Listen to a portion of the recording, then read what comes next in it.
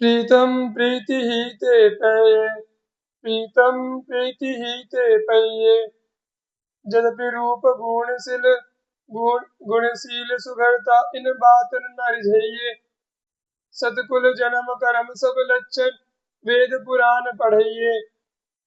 गोविंद प्रभु गुण रूप सुधा बिनु, रसना कहाँ न चाहिए। भगवान को वर्ण जाति से भी अधिक भाव प्रिय होता है। वे भाव भक्ति पर अधिक रीझते हैं। कहते हैं कि कान्हा नामक नाम का एक भंगी बालक था।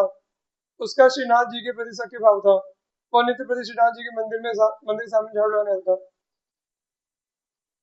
श्रीनाथ जी जैसे गोविंद दास जी के साथ खेलते थे, वैसे ही कान्हा के साथ भी विविध क्रीड़ाएं करते थे। एक दिन श्रीनाथ जी और श्री गोविंद दास जी कान्हा के साथ खेल रहे थे। खेल में कान्हा हार गया, तो श्रीनाथ जी ने उसे घोड़ा बनाया, उसे पीठ पर चढ़े। जब खेल खत्म हो गया और श्रीनाथ जी मंदिर में जाने लगे, तो श्री गोविंद दास जी ने कहा, जय जय श्री गोसाई जी तो मंदिर में बड़ा आचार विचार करते हैं, और आप अब भंगी को छूकर मंदिर में प्रवेश करेंगे, राजभोग आरोगेंगे। इस प्रकार आप मर्यादा मिटाकर भ्रष्टाचार फैलाएंगे, यह उचित नहीं है। मुझसे तो यह अनीति सही नहीं जा सकती। मैं तो श्री गोसाई जी से इसकी शिकायत करूंगा।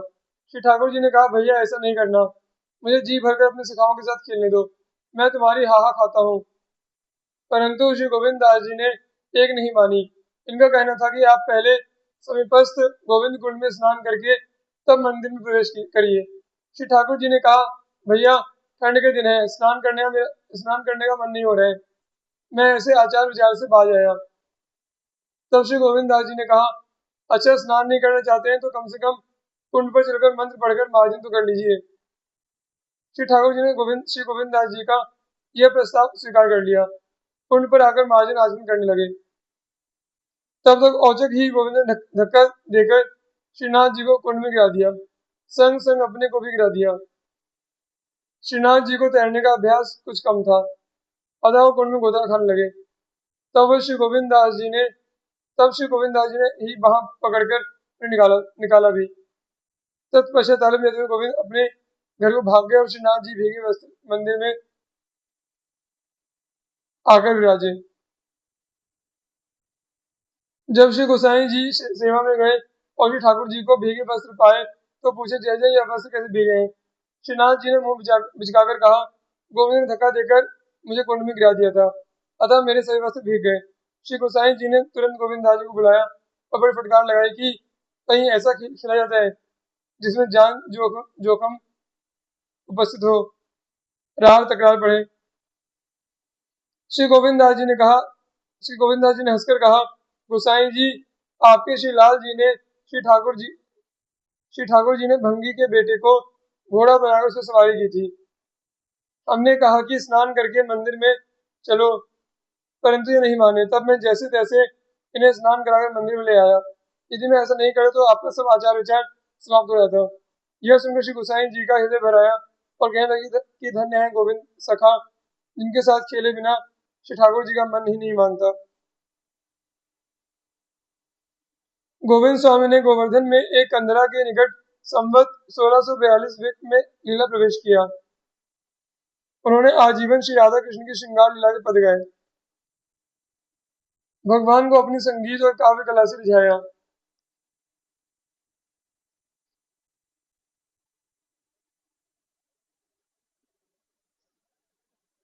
श्री विद्यापति जी, महाकवि विद्यापति भगवान श्री कृष्ण और उनकी लादनी शक्ति श्री राधा रानी के रूप लावण्य और भक्ति रस से ओतप्रोत श्रृंगार माधुर्य के कुशल मर्मज्ञ और गायक थे।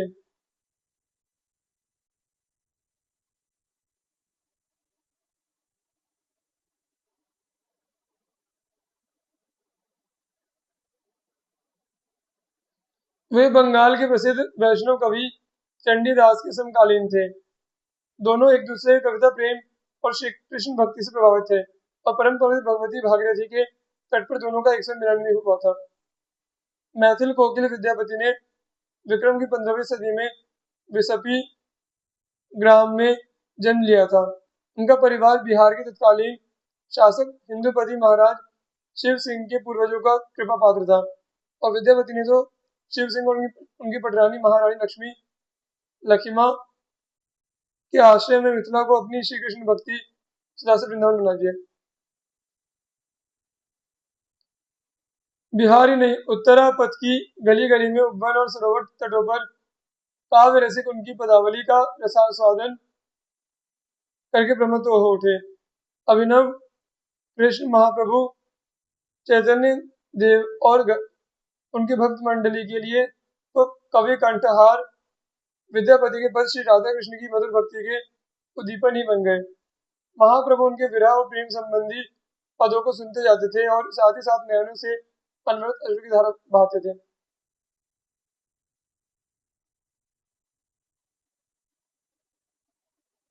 विद्यापति प्रतिभाशाली कवि ही नहीं, संस्कृत के अच्छे विद्वान थे। श्रीमद् भागवत में उनकी बड़ी श्रद्धा थी। उन्होंने पाठ के लिए स्वयं अपने हाथ से उसकी एक प्रतिलिपि की थी।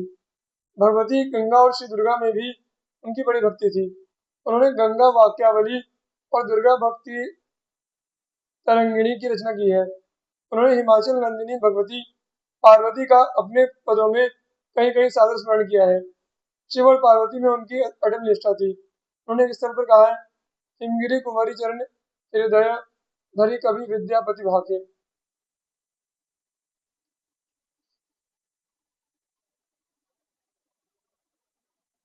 भगवान शिव की स्तुति में उन्होंने बहुत से पद लिखे हैं। बिहार में इन नचारियों को लोग बड़े उत्साह से गाया करते हैं। ऐसा कहा जाता है कि विद्यापति की शिव भक्ति से प्रसन्न होकर भगवान भोलेनाथ ने अपना उगना नाम रखकर सेवक के वेश में उनको धन्य किया था। वह प्रसंग इस प्रकार है। एक बार श्री विद्यापति जी के मन में एक सुयोग्य सेवक की अभिलाषा हुई। बस उसी क्षण एक गौर वर्ण व्यक्ति इनके पास आया और अपने को नौकर रख लेने की प्रार्थना करने लगा। उसके सुंदर स्वरूप और मधुर वचनों ने इनके मन को आकृष्ट कर लिया। अतः इन्होंने सहर्ष स्वीकृति दे दी। उसका नाम उगना था। उगना इनकी समस्त सेवाएं करता। एक दिन ये उगना को साथ लिए कहीं जा रहे थे। मार्ग में इन्हें प्यास लगी, तब उगना को जल लाने को कहा। उगना थोड़ी दूर जाकर वृक्षों की झुरमुट में से लोटा भर लाया। उन्होंने जलपान किया तो गंगा जल का तो स्वाद आया। चकित हो गया कि यहाँ गंगा जल कहाँ। पूछा तो उगना ने कहा, यहीं पास से ही लाया हूँ। उगना के उत्तर से उन्हें संतोष नहीं हुआ।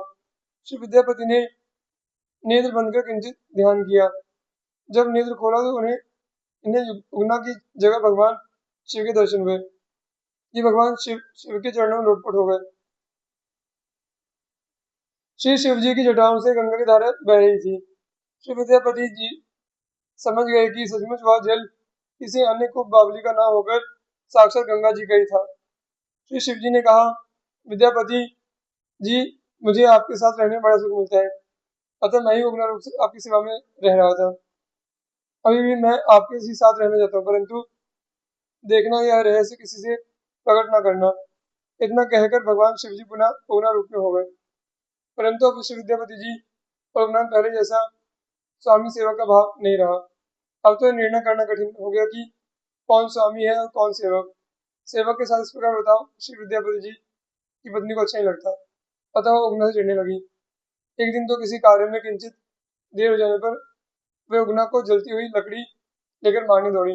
यह देखकर श्री विद्यापति जी से रहा नहीं गया। वे बोल ही पड़े, अरे अदमे, तो मेरे इष्ट देवदेव महादेव को मारने दौड़ रही है। पत्नी तो जहां की तहां रुक गई, परंतु उगना अंतर्धान हो गया। विद्यापति जी को उगना का वियोग व्याप गया। उस समय उन्होंने ये पद गाया।